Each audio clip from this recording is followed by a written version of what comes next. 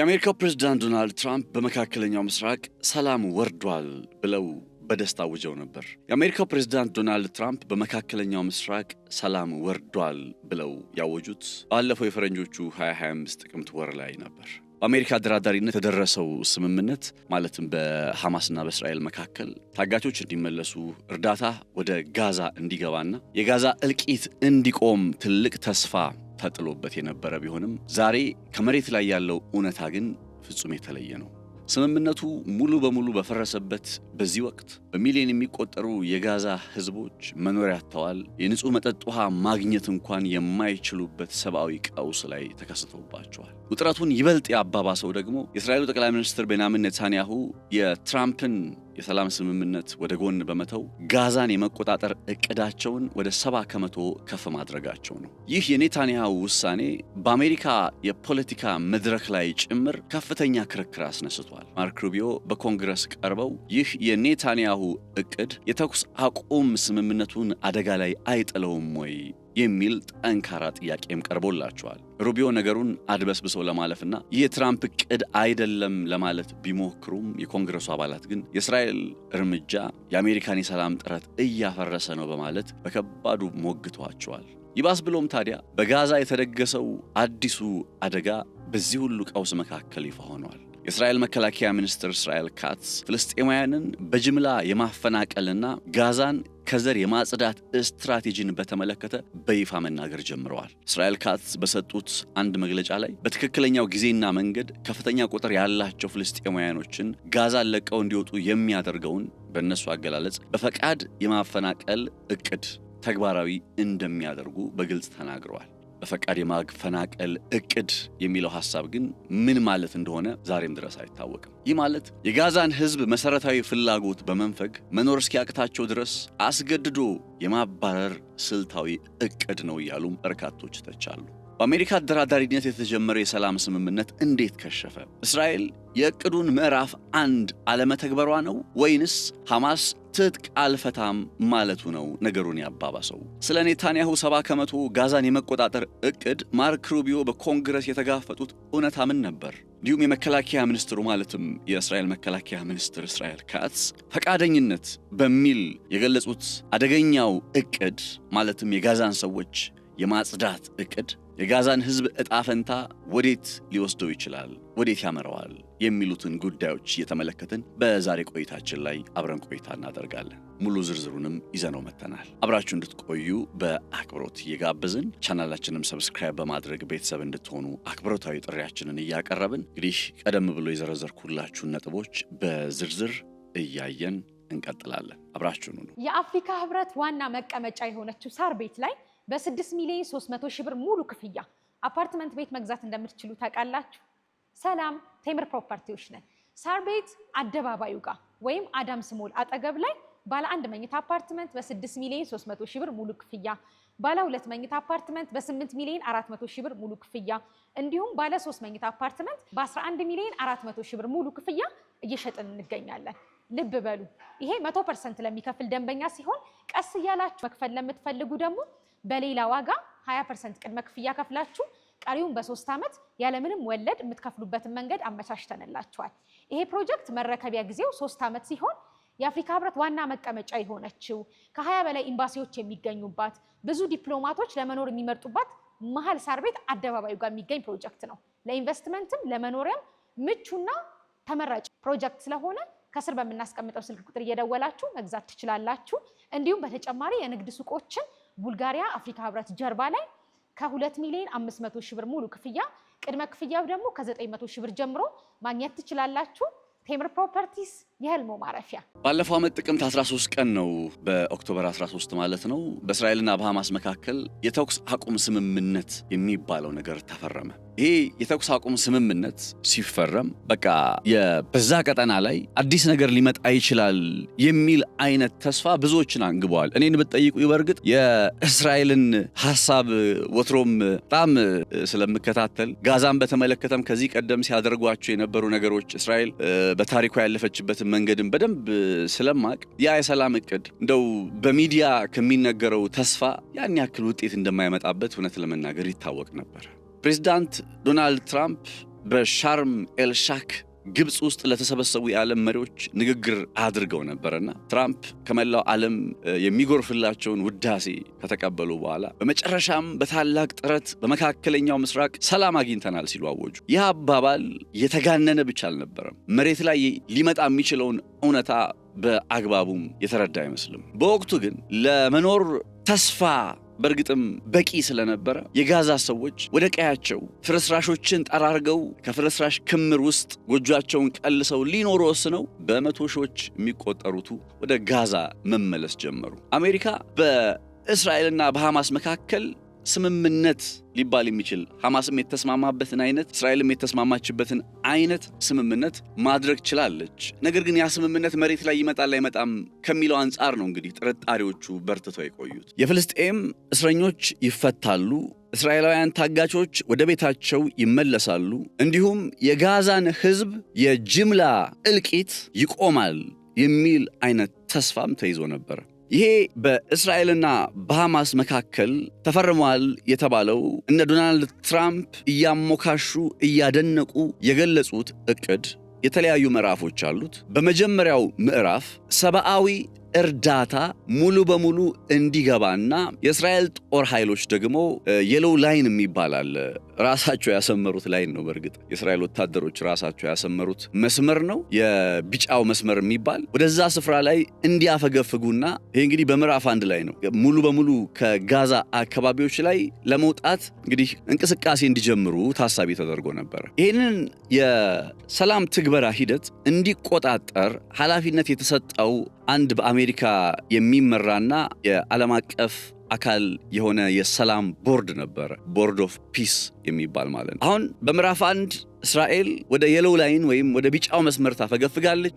ከዛም ባለፈ ደግሞ እርዳታ ይገባል፣ ለጋዛ ሰዎች እርዳታ ይገባል፣ ልብ አድርጉ የሚል ሐሳብ ተጠቃሏል። እስራኤል ግን የመጀመሪያው ምዕራፍ በሷ በኩል ሙሉ በሙሉ ከተግባር አላዋለችም ነበር። ይልቁንም በተከበበው ግዛት ላይ ተደጋጋሚ የሆኑ ጥቃቶችን መቀጠልና ወደ ጋዛ የሚገባውን የእርዳታ ፍሰት መገደብ መረጠች። እንግዲህ ወደ ጋዛ የሚገባውን እርዳታ እንዴት ነው የገደበችው ካላችሁ፣ ለምሳሌ በቀን 600 የእርዳታ የጭነት መኪናዎች እንዲገቡ በተፈረመው የሰላም ስምምነት አካል ላይ ሆኖ ቢጠቃለልም በግንቦት ወር የመጨረሻ ሳምንት ውስጥ የገባው ግን 225 የጭነት መኪናዎች እርዳታ ብቻ ነበር። እንግዲህ በየቀኑ 600 የሚሆኑ የእርዳታ የጭነት መኪናዎች እንዲገቡ ታሳቢ ተደርጎ የገቡት ግን 225 የሚሆኑ የጭነት የእርዳታ መኪናዎች ናቸው። አንደኛው በምዕራፍ 1 ላይ መተግበር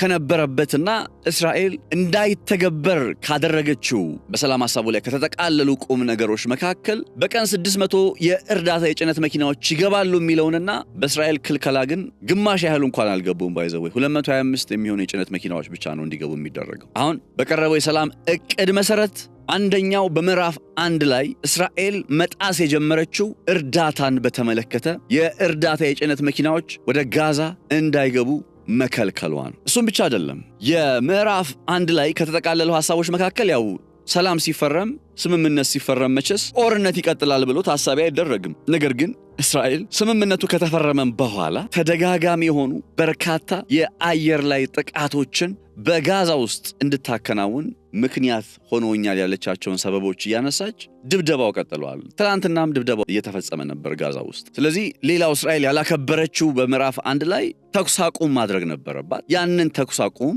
አላደረገችም። ሶስተኛው በምዕራፍ 1 ላይ እስራኤል እንድታደርገው የሚጠበቅና ያላደረገችው ነገር ወታደሮቿ የሎው ላይን ወደሚባለው ስፍራ ያፈገፍጋሉ የሚለው ጉዳይ እንደሆነ ቢታወቅም ያው ከሰሞኑም ሰምታችኋል። ጭራሽ 70% የሚሆነውን የጋዛ ስፍራ እንቆጣጠር ብለው ወታደራዊ ዘመቻውን አጠናክረውታል። ስለዚህ በምዕራፍ 1 ላይ መተግበር የነበረባቸው ሶስቱም አበይት ነገሮች በእስራኤል በኩል አልተተገበሩ። አሁን ምዕራፍ 1 ላይ እንዲህ አይነት ነባራዊ ሁኔታ እያለ ምዕራፍ 2 ወደሚባለው ደረጃ ላይ ተደረሰ። እነዚህ ሁሉ ነገሮች ሳይፈጸሙ እስራኤል እነዚህ ሁሉ ነገሮች ጥሳ በጥር 16 ቀን አሜሪካ የሁለተኛው ምዕራፍ ወይም ፌዝ 2 መጀመርን አወጀች። በዚህ ደረጃ ላይ ዋናው ቁም ነገር ያለው እዚህ ጋር ነው። የሐማስ ትጥቅ መፍታትና ተጨማሪ የእስራኤል ጦር ወደ ኋላ እንዲያፈገፍግ ጋዛን ለቆ እንዲወጣ የሚሉ ሐሳቦች የተካተቱበት ነበር። ከዛ ከዓለም አቀፍ የማረጋጊያ ኃይል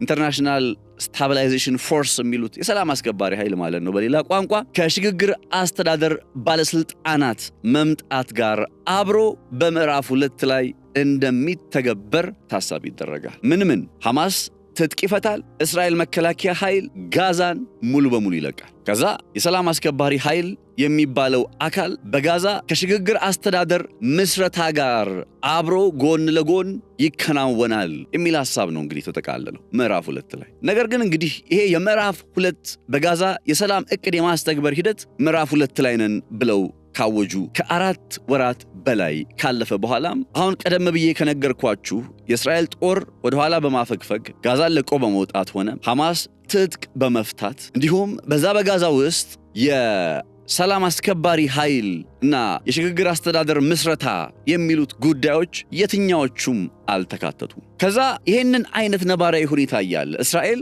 ምዕራፍ 1ን እንዳላከበረች እየታወቀ ማለትም እርዳታው እንዲገባ አላደረገችም፣ ወደ የሎ ላይን አልተመለሰችም። እነዚህ ነባራዊ ሁኔታዎች እያሉ የጦር ኃይሏ ጠንካራ የሆነ ወታደራዊ ዘመቻ ቀጥሎ እንግዲህ በአሜሪካ የሚመራ የሰላም ቦርድ አለ ብያቸዋለሁ። የዚህን የሰላም ሂደት ስምምነት የሚያስተገብር የሚከታተል አለ አሜሪካ የምትመራው። በወርሃ መጋቢት ላይ አንድ በጣም አስቂ ነገር አደረገ። ሐማስ እንዴት ትጥቅ መፍታት እንዳለበት የሚያሳይ 5 ደረጃዎችን ያጠቃለለ በ8 ወራት ውስጥ የሚተገበር እቅድ አቀረበ። ማን? በአሜሪካ የሚመራው የሰላም ቦርድ። ምን ሲል? ሐማስ በ8 ወራት ጊዜ ውስጥ እንዴት ትጥቅ መፍታት እንዳለበት የሚዘረዝር። አሁን ችግሩ የመጣው እዚህ ጋር ነው። ቡድኑ ወይም ሐማስ ምን አለ? በምዕራፍ 1 ላይ ይተገበራል ያላችሁት አንደኛ እስራኤል ወደ የሎ ላይን ትመለሳለች፣ ወደ ከጋዛ የመውጣት ሂደትን ትቀጥላለች። ሁለተኛ እርዳታ ወደ ጋዛ ውስጥ ይገባል። 600 የጭነት መኪናዎች በየቀኑ በእርዳታ መልክ እንዲገቡ ይደረጋል። ነገር ግን የገባው 225 የእርዳታ ጭነት የያዙ ተሽከርካሪዎች ብቻ ናቸው።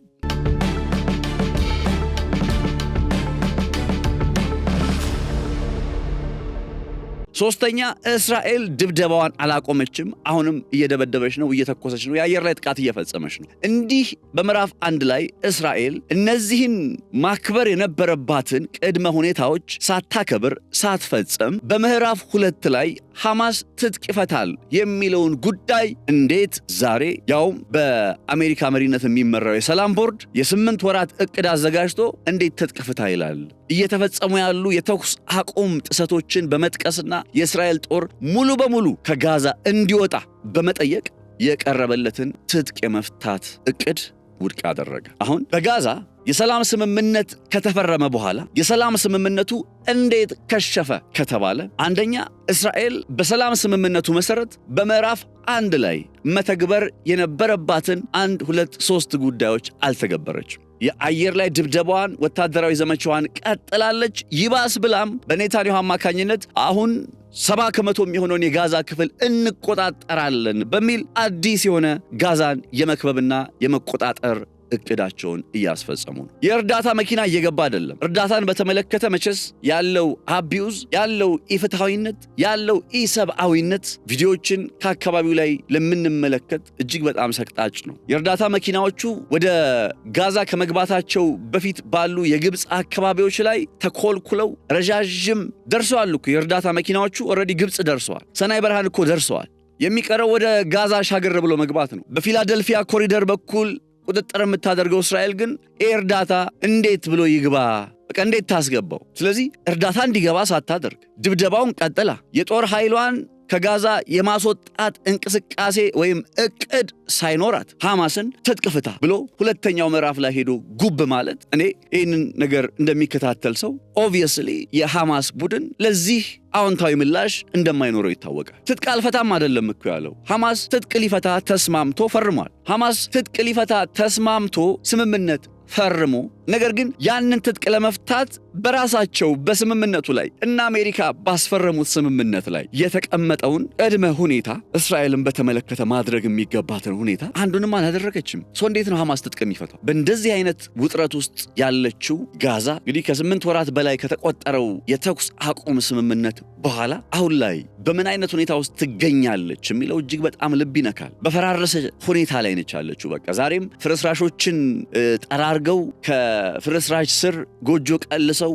የሚኖሩ ጋዛውያን ናቸው ያሉት። በመጠለያ ጣቢያዎች ላይ ከአይጥና ከተባይ ጋር ጦርነት ውስጥ ገብቷል ማለት ይቻላል። በጣም ያለው ነባራዊ ሁኔታ የተለይ የመኖሪያ አካባቢው መቼስ ከፍርስራሽ ስር ከፈረሰች ከተማ ስር እንዴት ይኖራል? አብዛኛዎቹ ህንፃዎች ለመኖሪያ የሚመቹ አይደሉም። 1.2 ሚሊዮን የሚሆኑ ሰዎች ተፈናቅለዋል። እንዳልኳችሁ 600 የሚሆኑ እርዳታ የጫኑ መኪናዎች ይገባሉ የሚል ተስፋ ቢሆንም ከ225 በላይ ግን የእርዳታ የጭነት መኪናዎች አልገቡም። ያ ማለት የሚበላ እንኳን ረሃብ ሊባል ወደሚችለው ደረጃ ላይ እንኳን ላለመምጣታቸው ምንም ዋስትና የለም። የንጹህ መጠጥ ውሃ እንኳን ማግኘት የማይችሉበት ደረጃ ላይ ደርሰዋል። በነገራችሁ ላይ የእስራኤል ብሔራዊ የውሃ አቅራቢ ድርጅት የሚባል አለና ይሄ የእስራኤል ብሔራዊ የውሃ አቅራቢ ድርጅት ወደ ጋዛ ውሃ የማቅረብ ኃላፊነቱን ወስዷል። ከዛ ይሄ የእስራኤል ብሔራዊ የውሃ አቅራቢ ድርጅት ወደ ጋዛ የሚያቀርበው ውሃ አንደኛ በተሰባበሩ የቧንቧ መረቦች ውስጥ አልፎ የሚመጣ ስለሆነ ለመጠጥ አገልግሎት የሚውል አይደለም። የአካባቢው ነዋሪዎች የቧንቧ ውሃው ከቆሻሻ ፍሳሽ ጋር እንደሚመሳሰል ይናገራሉ። እንዴት ነው ይሄንን የምንጠጣው ይላሉ። የንጹህ መጠጥ ውሃ አቅርቦት እንኳን አደጋ ውስጥ ገብቷል። በየዕለቱ እስራኤል በምታከናውናቸው የአየር ላይ ጥቃቶች የሚሞቱ የጋዛ ሰዎች ቁጥር አሁንም እያሻቀበ ነው። ከ73,000 በላይ ደርሷል። አጠቃላይ በዚህ ጦርነት የሞቱ የጋዛ ሰዎች ቁጥር ከ73,000 በላይ ደርሷል። አንዳንዶች ይህን ቁጥር በመቶ ሺዎች የሚያደርጉ ሪፖርቶችንም ተመልክቻለሁ። ነገር ግን እንደው በመንግስታቱ ድርጅት የሚቀርበው ይፋዊ ቁጥር ይሄው ስለሆነ 73,000 በሚለው እንደው ተስማምተን እንቀጥል በሚል እንጂ ከዚህም በላይ አድርገው የሚያቀርቡ በርካቶች ናቸው። የጠቅላይ ሚኒስትር ቤንያሚን ኔታንያሁ አስተዳደር ጋዛን በተመለከተ ደግሞ ከሰሞኑ ይዞት የመጣው ዱብዳ ማለትም 70% የሚሆነውን የጋዛ አካባቢ እቆጣጠራለሁ። ግባቸው እኮ 100 ሙሉ በሙሉ ጋዛን መቆጣጠር ነው። አሁን ጋዛን መቆጣጠራቸው አይደለም ችግሩ እኮ ኦልሬዲ እየተቆጣጠሩ ነው። በተቆጣጠሩት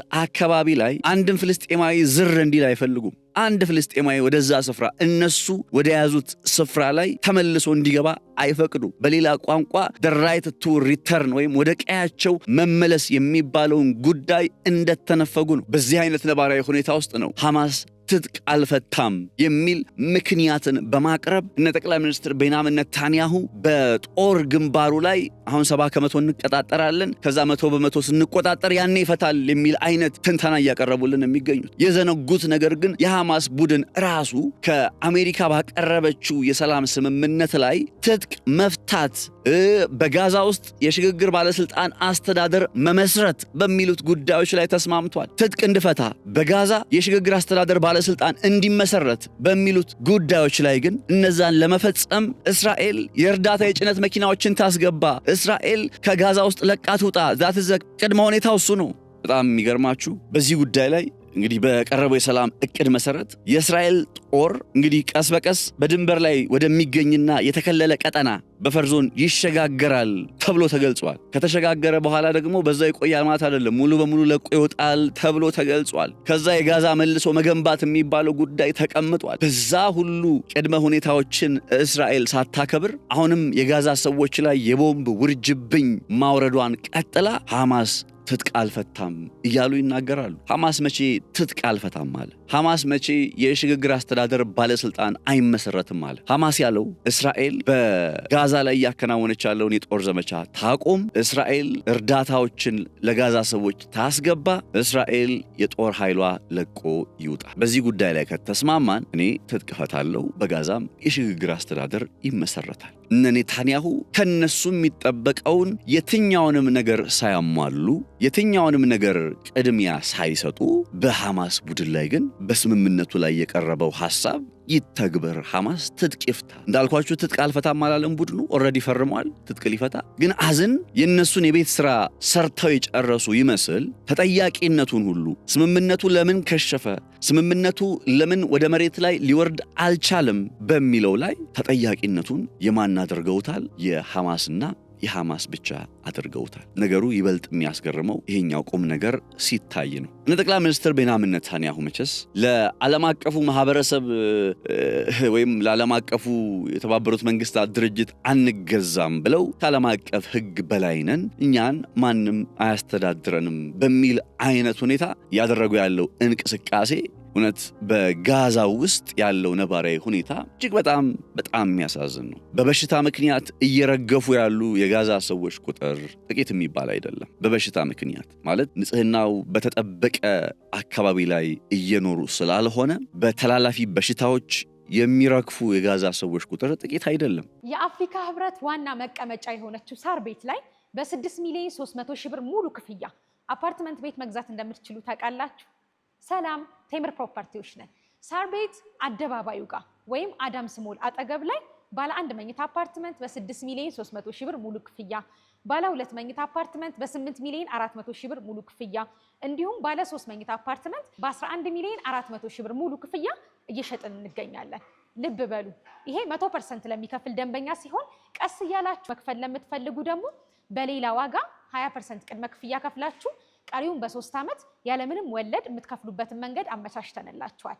ይሄ ፕሮጀክት መረከቢያ ጊዜው 3 ዓመት ሲሆን የአፍሪካ ህብረት ዋና መቀመጫ የሆነችው ከ20 በላይ ኤምባሲዎች የሚገኙባት ብዙ ዲፕሎማቶች ለመኖር የሚመርጡባት መሀል ሳር ቤት አደባባዩ ጋር የሚገኝ ፕሮጀክት ነው። ለኢንቨስትመንትም ለመኖሪያም ምቹና ተመራጭ ፕሮጀክት ስለሆነ ከስር በምናስቀምጠው ስልክ ቁጥር እየደወላችሁ መግዛት ትችላላችሁ። እንዲሁም በተጨማሪ የንግድ ሱቆችን ቡልጋሪያ አፍሪካ ህብረት ጀርባ ላይ ከ2 ሚሊዮን 500 ሺህ ብር ሙሉ ክፍያ ቅድመ ክፍያው ደግሞ ከ900 ሺህ ብር ጀምሮ ማግኘት ትችላላችሁ። ቴምር ፕሮፐርቲስ የህልሞ ማረፊያ። እነ ኔታንያሁ በእርግጥም አሁንም ይህንን አካሄዳቸውን አጠናክረው ለመቀጠል መዘጋጀታቸውንና 70% ጋዛ እንቆጣጠራለን ብለው ሌላ አዲስ እንቅስቃሴ ማስቀጠላቸውን በተመለከተ የአሜሪካ ኮንግረስ ውስጥ ከፍተኛ ሙግት ተፈጥሮ ነበር። በነገራችሁ ላይ የአሜሪካ የውጭ ጉዳይ ዋና ጸሐፊ ማርክ ሩቢዮ ከሰሞኑ በኮንግረስ ቀርበው ሪፖርት አቅርበዋል። በዛ የኮንግረስ ቆይታቸው ላይ ከተነሱላቸው በርካታ ጥያቄዎች መካከል አንዱ ይኸው የኔታንያሁ 70% ጋዛን የመቆጣጠር እቅድና የጋዛ የተኩስ አቁም ትግበራ አደጋ ላይ መግባትን የሚያመላክቱ ጥያቄዎች ይጠቀሳሉ። በቀጥታ ጥያቄው እንዴት ነው የቀረበላቸው? የኔታንያሁ 70% ጋዛን የመቆጣጠር እቅድ ላይ ያለዎት አስተያየት ምንድነው?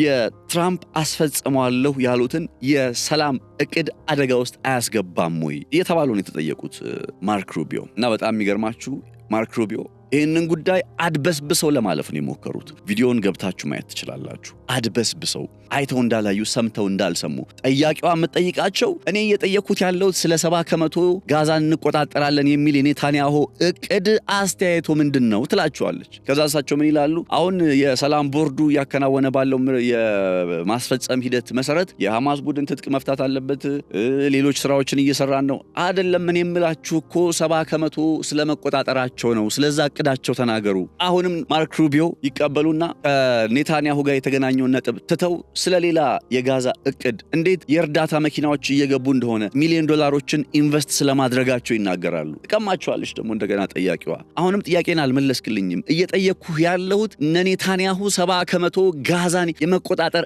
እቅድ ላይ በተመለከተ ምንድነው አስተያየትህ? ከዛ ማርክ ሩቢዮ አድበስብሶ ለማለፍ ሞከሩና ይሄ ጉዳይ የሰላም እቅዱ አካል አይደለም የምትል አንዲት አረፍተ ነገር ጣል አድርገው ነገሩን ወደ ሌላ አሸጋገሩት። እንግዲህ ልብ አድርጉ እና አሜሪካ ጭምር የነ ኔታንያሁ 70% ጋዛን የመቆጣጠር እቅድ የሰላም ሂደቱን እንደሚያደናቀፍ ያምናሉ። በኮንግረስ በግልጽ የታየውና የተረዳነው ነገርም እሱ ነው። ማርክ ሩቢዮም ታግለው በጉዳዩ ላይ አስተያየት ላለመስጠት ሞክረው በአንዲት አረፍተ ነገር በቃ የሰላም እቅዱ አካል አይደለም የምትል ነገር በመናገር በመወርወር ነገሩን ሊዘሉት ሞከሩ። እሳቸው ቢዘሉትም ግን በዛ የሚኖሩ የጋዛ ሰዎች ይህንን ጉዳይ ሊዘሉት አይችሉም። ምክንያቱም መንደራቸው፣ ቀያቸው፣ መኖሪያቸው ነው እየተወረረ ያለው። አሁን በእንዲህ አይነት መከራ ውስጥ ያሉት የጋዛ ሰዎች ችግሩ አንድ ቀን የሚፈታላቸው እየመሰለ ካለመሆኑ ባሻገር ቀጣይ የመጣው አደጋ ደግሞ ሌላ ከባድ የሆነ እረፍት የሚነሳ ነገር ሆኖባቸዋል። ለምን ከተባለ ደግሞ በፈቃድ የማፈናቀል እቅድ የሚል ስያሜ የተሰጠው የጋዛ ሰዎችን ወደ ሌላ ሶስተኛ ሀገር የማዘዋወር ወይም እንዲሰደዱ የማድረግ እቅድ የተዘነጋ ከመሰለበት በአንድ ከፍተኛ የእስራኤል ባለስልጣን አማካኝነት በመነሳቱ ነው። የጋዛ ሰዎችን በፈቃዳቸው የማፈናቀል እቅድ ቀደም ብሎ የአሜሪካው ፕሬዝዳንት ዶናልድ ትራምፕም ጭምር ሊያስፈጽሙት ፈልገው ከዓለም ከፍተኛ ተቃውሞና ውግዘት ሲመጣ በተወሰነ ደረጃ በይደር ያስቀመጡት ያዳፈኑት አይነት ጉዳይ ነበር። ይሄ የጋዛ ሰዎችን በፈቃድ የማፈናቀል እቅድ ሲባል በፈቃድ የሚለው ቃል አለ እንጂ ምንድነው ሐሳባቸው? ፈቃደኛ የሆኑ ሰዎች ጋዛ ለቀው ወደ ሌላ ሶስተኛ ሀገር ይሄዳሉ፣ ከዛ አይመለሱም። በቃ ይሄን ተስማምቶ ነው የሚሄዱ ማለት ባለው የኑሮ ሁኔታ ተማረው ባለው የአየር ላይ ጥቃት ተማረው የቦምብ ድብደባው ተማረው ተስፋ ቆርጠው አራኒስ በቃኝ እያሉ ወደ ሌላ ሶስተኛ ሀገር በቃ ጋዛን ጥለን እንሄዳለን ብለው ወረቀት እየፈረሙ ከዛ አውሮፕላን ትኬት የሚቆርጥላቸው የእስራኤል መንግስት ነው ወደ ሌላ ሶስተኛ ሀገር ይሰደዳሉ። ዓላማቸው ወይም እቅዳቸው እንደዛ ነው። እነ ኔታንያሁና እነ ዶናልድ ትራምፕ መጀመሪያ ላይ አስበው የነበረው እቅድ ይሄ ነው። ከዛ የአሜሪካው ፕሬዝዳንት ዶናልድ ትራምፕ ይሄንን ነገር ለማስተግበር በተለይ በግብጽና በዮርዳኖስ ወይም ጆርዳን ነገሩን እንግዲህ የሁለቱን ሀገራት መሪዎች በማነጋገር በቃ የጋዛ ሰዎች ወደ እናንተ እየመጡ ይስፈሩ የሚል አይነት ሐሳብ ሊያወሩ ሞክረው ነበር። ግብጽ አንደኛ እስራኤልን ከሰሞኑ እንደ ስጋት ከምትመለከትባቸው ምክንያቶች መካከል አንዱ ምንድነው ሲባል እየተነሳ ያለው ሐሳብ በሰናይ በረሃ በኩል ፍልስጤማውያን ዜጎችን አፈናቅላ የጋዛ ሰዎችን አፈናቅላ እስራኤል የማስፈር እቅድ አላት በሚል ድሮ ሲወራ የነበረ አንድ ሐሳብ አለና አሁን ያልኳችሁ ማለት ነው። አሁን እሱን ተግባራዊ ሊያደርጉብን ይችላሉ የሚል ስጋት አላቸውና አልሲሲና በዚህ ምክንያት ነው ትንሽ ጋፕ የተፈጠረው በአሜሪካና በግብጽ መካከል። የአሜሪካው ፕሬዝዳንት ዶናልድ ትራምፕም እንግዲህ ከወራት በፊት በቀጥታ ለነ አልሲሲ ስልክ ደውለው ለዚህ ነገር ተዘጋጁ እያሉ መልእክት ለማስተላለፍ ሞክረው ነበረ። ከዛ በመጨረሻ የአረቡ ዓለም ሀገራት የገልፍ ማህበር አላቸው አይደለም እና በዛ ስብሰባቸው ውስጥ ተገናኝተው በግብጽ ፊት አውራሪነት ይሄ የዶናልድ ትራምፕ እቅድ ሊተገበር እንደማይችል ጭምር ተወራ። ከዛ ነገሩ በይደር ተቀመጠ። ምክንያቱም የጋዛ ሰዎችን አፈናቅለው የት ይውሰዷቸው? ወደ ሌላ ሶስተኛ ሀገር እናሸጋግራቸዋለን ብለው አስበዋል። ይሄ እንግዲህ የጋዛ ሰዎችን አማክረው አይደለም እንዲህ አይነት ሐሳብ ያመጡት። ባይዘው ለዶናልድ ትራምፕ እና ኔታንያሁ ይሄን ሐሳብ ሲያመጡ የጋዛ ሰዎችን አማክረው አይደለም። እነሱ የሪቬራ ሊያረጓት አሰቡ። ጋዛን የሆነ የሪል ስቴት ከተማ ሊያደርጓት አሰቡ።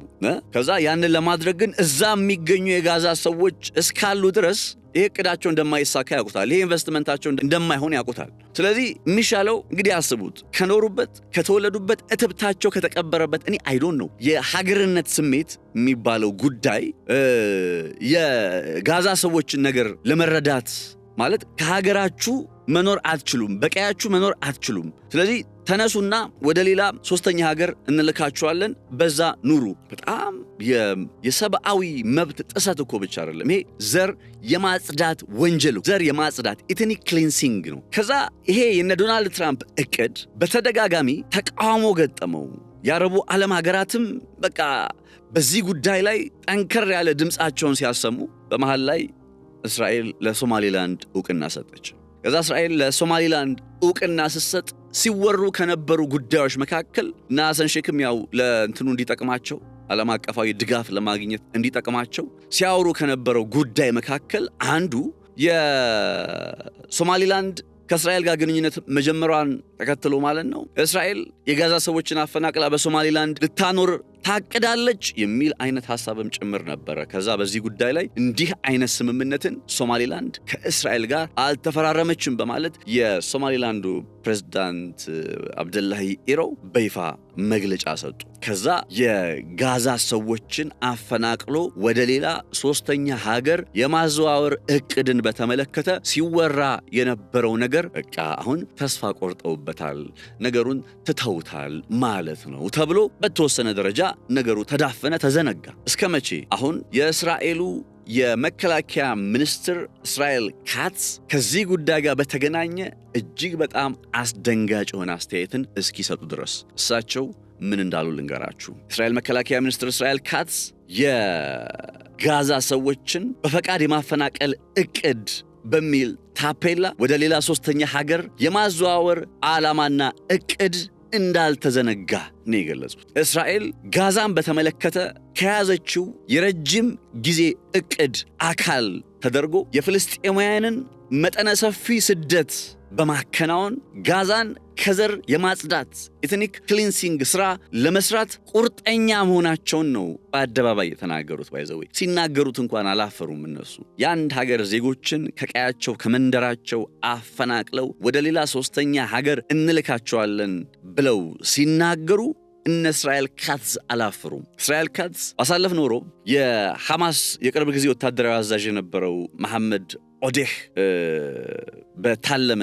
ግድያ ከተከናወነ በኋላ በጉዳዩ ላይ በሰጡት አንድ አስተያየት መንግስት አሉ ከፍተኛ ቁጥር ያላቸው ፍልስጤማውያን ጋዛን ለቀው እንዲወጡ የሚያስችለውን እቅድ በትክክለኛ ጊዜና በትክክለኛው መንገድ ተግባራዊ እንደሚያደርግ ተናግረዋል። በትክክለኛው ጊዜና በትክክለኛው መንገድ። ትክክለኛ ጊዜ፣ ትክክለኛ መንገድ ምንድነው ነው ጥያቄው። ይቀጥላሉ እስራኤል ካትዝ ህዝቡ በጅምላ ለቆ እንዲወጣ መግፋት።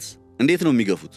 እናንተ አስቡት፣ እነግራችኋለሁ። የእሳቸውን አስተያየት ልጨርስ። ህዝቡ በጅምላ ለቆ እንዲወጣ መግፋት እስራኤል ባለፈው ዓመት የፈረመችውን የዶናልድ ትራምፕ የጋዛ የተኩስ አቁም እቅድን የሚጥስ እንደሆነ መታወቅ አለበት።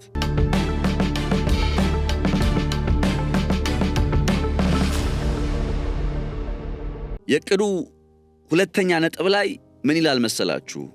ጋዛ ከበቂ በላይ መከራ ለደረሰባቸው ለጋዛ ህዝቦች ጥቅም ሲባል እንደገና ትገነባለች ነው የሚለው። በእቅዱ ሁለተኛ ነጥብ ላይ የሰፈረው ሐሳብ ነው። ጋዛ ከበቂ በላይ መከራ ለደረሰባቸው ለጋዛ ህዝቦች ጥቅም ሲባል እንደገና ትገነባለች። ትራምፕ ባለፈው ዓመት መጀመሪያ ላይ ለዳግም ግንባታ ሲባል ሰቅጣጩን የጋዛን ሰርጥ ለማጽዳት በመቶ ሺዎች በሚሊዮን የሚቆጠሩ የጋዛ ሰዎች መውጣት እንዳለባቸው ካመላከቱ ጊዜ ጀምሮ የእስራኤል መንግስት ፍልስጤማውያን የሌሉባትን ጋዛ የመፍጠር ዕድልን ሲያስተዋውቅ ቆይቷል። በግልጽ ባለፈው ዓመት እስራኤል በራስ ፈቃድ ስደት ቮለንተሪ ኢሚግሬሽን የሚሆን ቢሮ አቋቁማ ወደ ጋዛ የማይመለስ የአንድ አቅጣጫ ጉዞ ማድረግ ለሚፈልጉ ፍልስጤማውያን መንገድ አመቻችቻለሁ፣ የአውሮፕላን ትኬት ቆርጣለሁ ስትል እንደነበር አንዘነጋ። እንግዲህ አስቡ፣ በመቶ ሺዎች በሚሊዮን የሚቆጠሩ ህዝብን በኃይል ማፈናቀል የጦር ወንጀልና በሰብአዊነት ላይ የተፈጸመ ወንጀል መሆኑ ሊካድ አይገባም። እስራኤል ካትዝን ጨምሮ የእስራኤል መከላከያ ሚኒስትር እስራኤል ካትዝን ጨምሮ የእስራኤል ባለስልጣናት ከፍተኛ ቁጥር ያላቸው ፍልስጤማውያን ጋዛን ለቀው እንዲወጡ የሚያጠነጥነው እቅዳቸውን ለመግለጽ በራስ ፈቃድ የሚደረግ ስደት የሚለውን ሐረግ ይጠቀማሉ። በራስ ፈቃድ የሚደረግ ስደት ማለት እንዳልኳችሁ በአየር ላይ ድብደባው ተሰላችተው በንጹህ መጠጥ ውሃ አቅርቦትና የሚበሉት በማጣት ተማረው በበሽታ ስቃይ ተስፋ ቆርጠው ወደ ሌላ ሶስተኛ ሀገር ቢሄዱ ሌላ አዲስ ተስፋ እንዲኖሩ እናደርጋቸዋለን ከሚደርስባቸው ጫና ከሚደርስባቸው መከራ አንጻር ነው። የአውሮፕላን ትኬት ብንቆርጥላቸው ሁሉም እየተነሳ ይወጣል የሚል አይነት እቅድ ነው። በቃ በራስ ፈቃድ የሚደረግ ስደት። ለምን ይሰደዳሉ? ሲጀምር ከሀገራቸው ለምን ይሰደዳሉ? እስራኤል ስለምደበድብ፣ የሚበሉ ስለሚያጡ፣ የሚጠጡ ስላጡ፣ የጤና ሁኔታቸው መከራው ስለገባ፣ ከአይጥ ጋር ማደራቸው እንትን ስለሆነ፣ ከአቅም በላይ ስለሆነ፣ በሽታ እያረገፋቸው ስለሆነ ለምንድን ነው የሚሰደዱት? አሁን ያልኳችሁን የዘረዘርኩላችሁን ሁኔታ እንዳለ ያደረገው ማን ነው? በዚህ አይነት ሁኔታ ላይ በፈቃዳቸው እየተሰደዱ ነው ማለት ስላቅ አይሆን? በእስራኤል ለሚገኙ የሰብአዊ መብት ድርጅቶችና ጠበቆች እስራኤል በጋዛ ላይ የጫነቻቸው ሁኔታዎች የሚያሳዩት ማንኛውም መነሳት በራስ ፈቃድ እንደተደረገ ሊቆጠር እንደማይችልና ማንኛውም መፈናቀል ማለት ነው፣ ማንኛውም ከአካባቢ መውጣት። አሁን ይሄን ሁሉ ነገር አድርጋችሁባቸው ተስፋ ቆርጠው ከመኖር መሰንበት ብለው ወደ ሌላ ሶስተኛ ሀገር ቢሄዱ እንኳን ማለት ነው እሱ እንኳን በራስ ፈቃድ እንደተደረገ መሰደድ ሊቆጠር እንደማይችል በዛው በእስራኤል ውስጥ የሚገኙ የሰብአዊ መብት ድርጅቶችና ጠበቆች ይናገራሉ። ይቀጥሉና ይሄ አካሄድ ወይም ይሄ ፖሊሲ ዘርን ከማጽዳት እቅድ ጋር ምንም ልዩነት እንደሌለውም ያስጠነቅቃሉ። የእስራኤል የሲቪል መብቶች ማህበር ባለፈው ዓመት ላይ እንዲህ ብሎ ነበር። በሕይወት ለመኖር ለነጻነትና ለክብር የማይመቹ የመኖሪያ ሁኔታዎችን መፍጠር። ልድገመው። በሕይወት ለመኖር ለነጻነትና ለክብር የማይመቹ የመኖሪያ ሁኔታዎችን በመፍጠርና ሲቪሎችን ወደ ሌላ አካባቢ ማዘዋወር እንፈልጋለን፣ ሲቪሎች ወደ ሌላ አካባቢ መሄድ እንፈልጋለን፣ መልቀቅ መሰደድ እንፈልጋለን እስኪሉ ድረስ ለነዚህ ሁኔታዎች ተገዢ ማድረግ በራስ ፈቃድ የሚደረግ ስደትን ማበረታታት ሳይሆን በኃይል የማፈናቀልና የማባረር እቅድ ነው በማለት ነው የገለጸው። የእስራኤል የሲቪል መብቶች ማህበር ነው ይህን የተናገረው። ነፃነት ላቀው አይደለም። በህይወት ለመኖር ለነፃነትና ለክብር የማይመች የመኖሪያ ሁኔታን ፈጥረህ ከዛ ሰዎች ከመኖር መሰንበት ብለው እንዳልኳችሁ ቢሄዱ እንኳን ወደ ሌላ ሶስተኛ ሀገር ቢሄዱ እንኳን አይሄዱም። ሲጀምር የጋዛ ህዝቦች አይሄዱም ወደ ሌላ ሶስተኛ ሀገር፣ እዛው ባሉበት ምድር ላይ መኖርን ይመርጣሉ። አይሄዱም። ግን ስቲል ቢሄዱ እንኳን መሄዳቸው በራስ ፈቃድ ወይም በፈቃደኝነት የሚደረግ ስደት ወይም መፈናቀል ሳይሆን በኃይል የማፈናቀልና የማባረር እቅድ ነው የእስራኤል የሲቪል መብቶች ማህበር። ታዲያ እስራኤል ካትዝ ፍልስጤማውያንን ከጋዛ በጅምላ መውጣታቸው ሐማስ ከስልጣንን ከማስወገድ ጋር አብሮ የሚሄድ ነው ብለዋል። ሐማስን እናጽዳ ወይም ሐማስን እናባር እኮ አይደለም እያሉ ያሉት እነዚህ ሰዎች። የጋዛ ሰዎችን ሊትራሊ ሙሉ በሙሉ እናጽዳ እናባር ነው እያሉ ያሉት። ማህበራዊ ሚዲያ ገጻቸው ላይ እስራኤል ካትዝ ሲናገሩ ሐማስ ጋዛን በሲቪልም ሆነ በወታደራዊ መንገድ እንዳያስተዳድር ቁርጠኛ ሆነናል፣ ይህም ይሆናል። እንዲሁም ከጋዛ በራስ ፈቃድ የመውጣት እቅዱ ተግባራዊ ይደረጋል። በራስ ፈቃድ የመውጣት እቅድ ማለት ምን ማለት ነው እኮ ነው ጥያቄው። ሁሉም ነገር በትክክለኛው ጊዜና በትክክለኛው መንገድ ይሆናል። ገብቷችኋል? አሁን ያለው ነባራዊ ሁኔታ በጋዛ ውስጥ ከድጡ ወደ ማጡ ተብሎ ሊገለጽ የሚችል ነው። የእስራኤል መከላከያ ሚኒስትር እስራኤል ካትዝ ጋዛ ሰዎችን የማፈናቀል እቅዱ ያው በፈቃደኝነት ማፈናቀል የሚል የዳቦ ስም ቢሰጡትም ነገር ግን በዛው በእስራኤል የሚገኙ የሲቪል መብቶች ማህበር በኃይል የማፈናቀልና የማባረር እቅድ ሲሉ በሚገልጹት አይነት ዘመቻ የጋዛ ሰዎችን ከቀያቸው አፈናቅለው የዘር ማጽዳት ሊያከናውኑ በዝግጅት ላይ ናቸው። ሁሉም ነገር በትክክለኛው ጊዜና በትክክለኛው መንገድ ይሆናል ይላሉ እስራኤል ካትዝ። እና የተኩስ አቁም ስምምነቱን ያው ተጥሷል። ኦልሬዲ እስራኤል የተኩስ አቁም ስምምነት ትተገብራለች ብሎ መቼስ ማሰብ አይቻልም በዚህ ዘመን ወይም በዚህ ሰዓት። እና እንግዲህ 8 ወር ሆኖታል ይሄ የተኩስ አቁም ከኦክቶበር ጀምሮ እስካሁን እንደዛ ነው አይደል የሚሆነው። በእነዚህ ጊዜያት ሁሉ እስራኤል የተኩስ አቁሙን እንደፈለገች ስትጥሰው ቆይታ ከዛ ሁለተኛው ምዕራፍ ላይ ሲደረስ ሁለተኛው ምዕራፍ ላይ ሐማስ ትጥቅ ይፍታ ሲባል እስራኤል መጀመሪያ ምዕራፍ 1 ላይ ያለው መቼ ያከበረች ተብላ ስትጠየቅ ከዛ ከነጭራሹ የሰላም እቅዱ ላይ ከሌለው ሐሳብ በተቃራኒ የጋዛ ሰዎችን በፈቃዳቸው አፈናቅለን ወደ ሌላ ከዛ ተጠየቀ። በነገራችሁ ላይ የእስራኤል መከላከያ ሚኒስትር እስራኤል ካትዝ ቃል አቀባይ አሁን እኮ እየተባለ ያለው ነገር ወይም እስራኤል ካትዝ እየተናገሩ ያለው ነገር በትክክለኛው ጊዜና በትክክለኛው መንገድ የጋዛ ሰዎችን በፈቃዳቸው እናፈናቅላለን የሚለው አስተያየታቸው በዶናልድ ትራምፕ አሸማጋይነት ከተፈረመው የሰላም ስምምነት ጋር የሚጻረርና የሚጋጭ ነው ብለው ጠየቋቸው። እኒህ የእስራኤል ካትዝ ቃል አቀባይ በጉዳዩ ላይ አስተያየት ከመስጠት ተቆጠቡ ወይም ዝምታን መረጡ። በመሬት ላይ ያለው ነባራዊ ሁኔታ ይሄ ነው። የጋዛ ሰዎች በዚህ ሰዓት ላይ ይችሉታል እምላችሁ ይሄ መከራውን፣ የቦምብ ድብደባውን፣ ግድያውን፣ የበሽታ ስቃዩን፣ የሚበሉት ማጣት፣ የሚጠጡት ማጣቱን፣ በከባድ አስቸጋሪ ሁኔታ ውስጥ መኖር የሚባለውን ነገር እንዳልኳችሁ ነው። ከፍርስራሾች ውስጥ እያጸዱ ነው እንግዲህ የሚኖሩት አይደለ? በዛው አስቸጋሪ ሁኔታ ውስጥ መኖራቸውን ቀጥለዋል። 1.2 ሚሊዮን በላይ ዜጎች እንደተፈናቀሉ ናቸው። የእስራኤል ጦር አሁንም ግስጋሴውን ቀጥለዋል። የጦር ዘመቻውን ቀጥለዋል። ይሄ ሁሉ ነገር ይችሉታል። አሁን ከባዱ ነገር እየመጣ ያለው ምንድነው? እንዴት አድርገው እንደሚተገብሩት እናያለን። እስቲ ግን ወዴት እንደሚወስዷቸው እነዚህን ህዝቦች። አጠቃላይ በጋዛ 2.2 ሚሊዮን ህዝብ አለ ይባላል። ባይዘው እቺ በሬ ግንባር በመታከል መሬት ላይ አሁን 70% እስራኤል ስትቆጣጠር በቀዛች በቀረችው ቦታ ላይ አንድ ሰው 1 ካሬ ሜትር እንደማለት ነው። በእንደዛ አይነት ሁኔታ ላይ ታጭቀው እንዳይኖሩ አደረጓቸውና ከዛ ምን ሊያደርጉ ነው? በፈቃደኝነታችሁ ወደ ሌላ ሶስተኛ ሀገር ሂዱ።